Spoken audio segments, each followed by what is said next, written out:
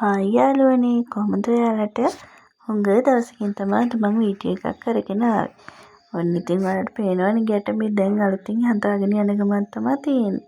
මොකද අර මීට මාස 4කට කලින් දිට්ටා සුරිකුණාටුවට ඔය ඉස්සරහා තියෙන ඔය බැම් මෙහෙම ටිකක් කඩාගෙන ගියානේ.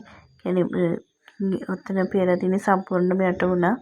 එතකොට ඔය කඩාගෙන ගියපුවා දැන් ඉතින් අලුතෙන් ආපහු හදලා තමයි තියෙන්නේ. අපි ඉතින් 16 වෙනිදා මහියංගනේ යන්න ගියා. ඒ යන අතරතුරදී මේ අපි උදේම ඊට පස්සේ ගැටඹට ගියා. ගැටඹට ගිහිල්ලා බුදුන් එහෙම වැඳලා තමයි යන්න පිටත් වුනේ. ඉතින් එදා ගියේ අම්මයි මායි තාත්තයි චුටි බබයි අපේ අයියයි හස්බන්ඩ් ආවේ නෑ. මොකද ඉස්සරහට අපිට ලොකු වැඩක් තියෙන නිසා එදාට එයා එන්න ඕනි හින්දා ඒ දවසේ අපිත් එක්ක යන්න ආවේ නෑ. අපේ සුදු නෝනා ඉතින් එයාගේ සීයාගේ අතේ එල්ලිලා වටේම ඇවිදිනවා. එයා දැන් ඉතින් ඔය ඇවිදින ගමන් ඕන්න දැන් දැකලා පාර ඇවිදිනවා. ඔතන ගොඩාක් ඉන්නවා. එයාලට ඉතින් අපිට මොනවාරි ඔය දෙනවා නම් හාල්ලට ඔය එයාලට කන්න තියෙන ඒ දේවල් මොනවා හරි ගිහින් දෙන්න පුළුවන්. අනේ ඇත්තම ඔයාලා යනවා නම් එහෙම ඔය සත්තු ඉන්න තැන් වලින් අනේ එයාලව බය කරගෙන දුවන්න එපා. සමහර පොඩි ළමයි එහෙම අනේ එහෙම දුවනවා. ඒකට පවුනේ. මේ ඉතින් එහෙම කරන්න එපා. කවුරු වුණත් සත්තු අහිංසක සත්තුන්ට හිරිහැර කරන්න එපා. ඔයාලගේ පාඩුවේ ඔයාලා ගිහිල්ලා වැඳ පුදාගෙන ඉන්න කියලා තමයි මට කියන්න තියෙන්නේ. ඔන්න ඉතින් අපි ගැටඹ එහෙම වැඳ පුදාගෙන දැන් ඉතින් අපි අපේ ගමන යන්න පටන්ගෙන තමයි තියෙන්නේ. අපි දැන් මේ යන්නේ මහියංගනේ. මහියංගනේ කියවට දෙහිඅත්ත කන්නේ දියුල පැලසට තමයි යන්නේ. අපි යන අතරමඟදී මග නතර කරලා උදේට කෑම කෑවා. අපි උදේට ගෙදරින් හුයාගෙන තමයි ගියේ. ඊට පස්සේ 18 වංගුවෙන් ගිහිල්ලා අපි මහියංගන චෛත්‍යයට යනකොට උදේ 10:30 විතර ඇති. මේ පුදුම අවුවක් තිබුණේ පැත්තට. මේ වහිනවද නැද්ද කියන්න දන්නේ පුදුම විදිහට අවුව සැරයි. අපි යන වෙලාවේ තේවාව තියෙන වෙලාවද මන්ද මේ ඉතින් එහෙම ඒකට ලෑස්ති වුණා කට්ටිය. මේ ඔයාලටත් තේවාව ඇහෙනවා ඇති. මේ බිම ඇවිදින්න බෑ තරම් අවුව සැර වැඩි. ඊට පස්සේ අපි ඉතින් ටිකක් එතන ඉඳලා ඉන්නත් බෑ අවුව වැඩි.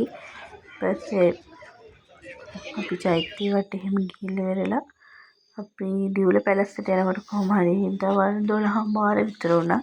අපි එහෙන් ආපහු එන්න පිටත් වුණේ හවස 3:00 විතර. එන අතරමඟදී අපේ චූටි නෝනාට හොඳටම නිින්ද ගිහිල්ලා මේ දැන් අපි හවස් වෙලා පේරාදෙණිය කැම්පස් එක පාරේ යන ගමන් තමයි ඉන්නේ. මොකද අපිට පේරාදෙණිය කැම්පස් එක පාරේ ඇවිල්ලා එන එක අපිට ළඟයි. අනිත් පැත්තෙන් එනවට වඩා ඒ හින්දා අපි මේ පාරේ තමයි යන ගමන් යන්නේ. පේරාදෙණියේ මේ මාර්තු මාසයක් වෙනකොට සෑහෙන්න මල් පිපෙනවා ගස්වල. මේ පාර මේ මල් එහෙම ඇත්තටම පිපිලා තිබුණේ නැහැ. නැත්තම් ওই පේරාදෙණියේ තනිකරම කහ පාට රතු පාට දම් පාට වලින් මල් පිපිලා තියෙනවා. සෑහෙන්න මල් වැල් එහෙම. ඉතින් මේ අවුරුද්දේ ඒ විදියට තිබුණේ මම ඔයාලට කියවනේ මේ වීඩියෝ එක ඇවිල්ලා දවස් 2-3ක වීඩියෝ එකක් කියලා. ඔන්න ඉතින් ඊට පහුවෙනි දවස් තමයි අපි කුරුණෑගල ගියේ. එන්නේ අපේ හස්බන්ඩ්ලාගේ මහගෙදර ගියේ මහව. එතකොට එයාලගේ පවුල කට්ටිය එකතු වෙලා අවුරුදු උත්සවයක් කරන්න ලෑස්ති කරලා තිබුණා. අපිට එදා උදේ යන්න බැරි වුණා. මොකද අපි මෙහෙන් ගියේ දවල් උදේ 10ට 10:00 විතර. හිට යනකොට 3:30 වුණා. ඊපස්සේ අපි ගෙදර ගිහිල්ලා දවල්ට එහෙම කාලා හවස කොහම හරි 7ට විතර තමයි ගියේ.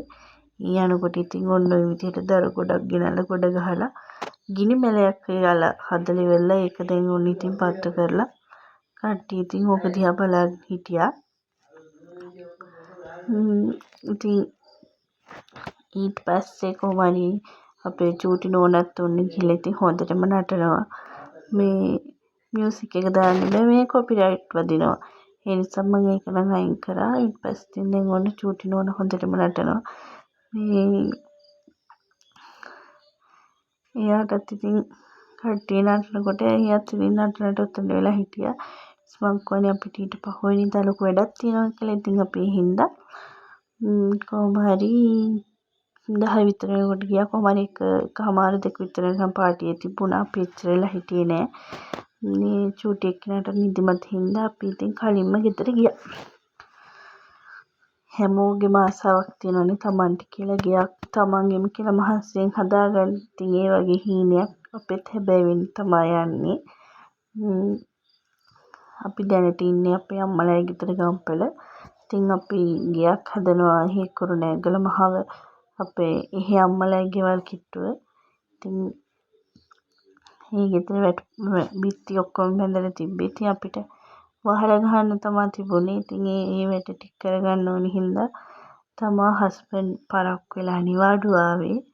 ඉතින් මම හැමෝටම ප්‍රාර්ථනා කරනවා තමන්ගේ හීනයක්, තමන්ගේ ආසාවක් තමන්ගෙම කියලා ගෙයක් හදාගෙන යන එක. ඉතින් හැමෝට මේ වාසනාව උදා වෙන්න කියලා මම හදවතින්ම ප්‍රාර්ථනා කරනවා. බැහැ කියලා දෙයක් නෑ, හැමෝටම පුළුවන්. ඉතින් මේ වගේ හැමෝගෙම මේ ලස්සන හීන ඉක්මනින්ම හැබෑ වෙන්න කියලා මම හැමෝටම හදවතින්ම ප්‍රාර්ථනා කරනවා. ඉතින් ඔය තියෙන්නේ අපි දැනට හදාගෙන තියෙන අපේ චූටි ගෙදර. තව ඉස්සරහට ඔගේ වැඩ තියෙනවා. දැනට ඉතින් අපිට ඉන්න තැනක් තියෙනවා. ඉතින් ඇත්තටම ගොඩක් සතුටුයි. ඉතින් කොහොම හරි ඒ වැඩ ටික ඔක්කොම ඉවර වෙලා අපි කපරාදු කරලා මේ සේරම ඉවරලා අපහු ආව ගම්පල එන්න. ඒන අතරමඟ තමයි ඔය දැන් වෙවරවුම තියෙන්නේ.